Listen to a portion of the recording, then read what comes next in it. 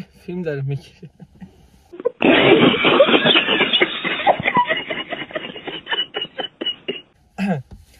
سلام. الان که این ویدیو رو دارم آپلود میکنم، کسایی که میبینید همتون اطرافیان، عزیزان و رفیقای خود منید. من امروز بالاخره بعد از مدت ها کمالگرایی رو تونستم بشکنم. یعنی اینکه شروع کردم. مهم اینه که فقط شروع کردم، این ویدیو رو گرفتم. من تو بیرون خب یه شخصیت پرستیژ محترمی دارم، ولی سر تو فضای کاری.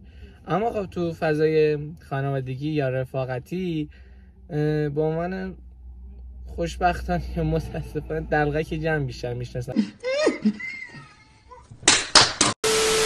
همیشه میخندم، میگم که بگید بخندید، خنده خوبه. حالا بماند بریم بخوام وارد اون دپ کنم کلیپو، اونی که بیشتر میخندونه غمش از همه بیشتره مثلا. خب آره من کمالگرایی رو چیکار دارم میکنم؟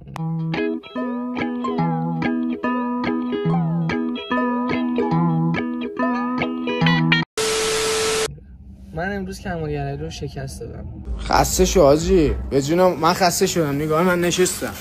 خیلی برای منی که شدیداً کمالگرا تشریف دارم این اتفاق سخته.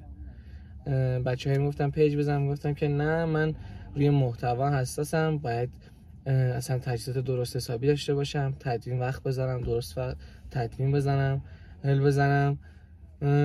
ولی تصمیم گرفتم که یه بار برخلاف خواسته های خودم عمل کنم. همیشه خواسته های خودم رفتم جلو و اگر اشتباه بوده به فنا رفتم سرش. اما این بار خواستم که حرف بچه رو گوش کنم. به اولین ویدیو هم تصمیم گرفتم که بگم که ولاگ یک روز سرباز. آقا ولاگ یک سرباز، یک روز با سرباز. آره ولاگ یک روز با سرباز. خوش اومدید. هوا خیلی سرده، خیلی بیش از اونی که فکرشو کنید. بعد اینجا توی این سرما منتظرم با این دوربین و این دوربین. نمیدونم، منتظرم که مهمون داریم از تهران، مهمون بیاد. بعد الان به خاطر شرایط کار نمیتونم خیلی از حرفا رو بزنم، ولی خوشحالم که کمالگرایی رو گذاشتم کنار و شروع کردم. خسته شو بابا چاقال، خسته شو. بله اومدیم صبحونه بخوریم و یک صبحونه وارم گرستم. وقت نکردم قبل از صبحونه فیلم بگیرم. صبحونه خودم تمام کردم. یکی از مشکلات سربازی که ولایی میگیره اینه که به خاطر شرایط هیچی نمیتونه از اون کارهایی که انجام میده بذاره. من از تو یعنی اینطورم که خودمم فقط دارم توضیح میدم. من به این ایمان دارم که تو اینستاگرام یا حالا فضای مجازی یا یوتیوب هر جا خود واقعیت باشی خیلی بیشتر دوستت میدم. بعد ما ماموریت داریم باید بریم.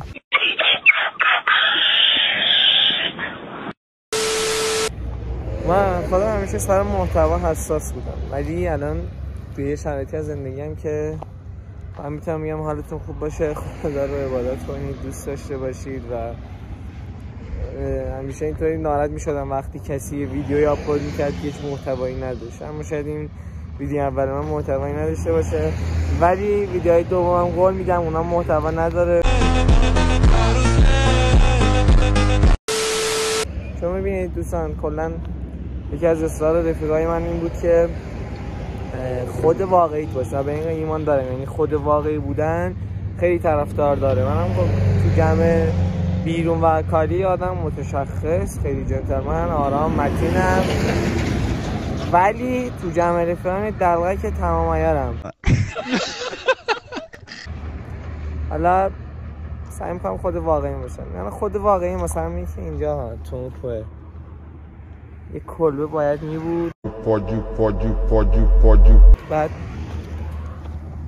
کلبه میبود دیگه. برو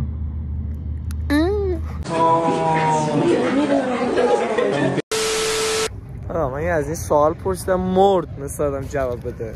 دروغ میگه آقا، به من سناریو داده بود. من از ساعت 8 صبح آوردم. من از ساعت 8 صبح اومدیم اینجا. من از ساعت 6 صبح من از 6 صبح برام مهم نیست. 8 صبح اومدیم اینجا یه جایی که اصلا برهود.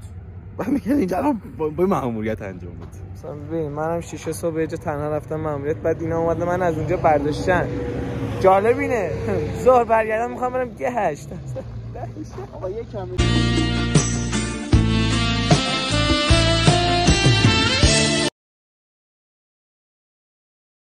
نه بیا مثلا رفیق همدانی پیدا کردم، دارم دیالوگ بگو عمه دزدید عمه نمیدزدم. چند تا جمله همدانی بگو، لهجه همدانی داشته باشه. من لهجه گرفتم. چی بگم دیگه؟ یه دونه احسان بیشتر نداریم آن که اینم مقدمه دیگه. فعلا دیگه مفیدترین قسمت محتوای امروز همینجا بوده به نظر. ببخشید ویدیو امروز ناقص موند. واقعا خیلی خسته بودم. از گشت اومدم و رفتم خوابیدم و الان دوباره بلند شدم ساعت 12 و 20 دقیقه شب پاسم. حس خاصی ندارم. شب بخیر.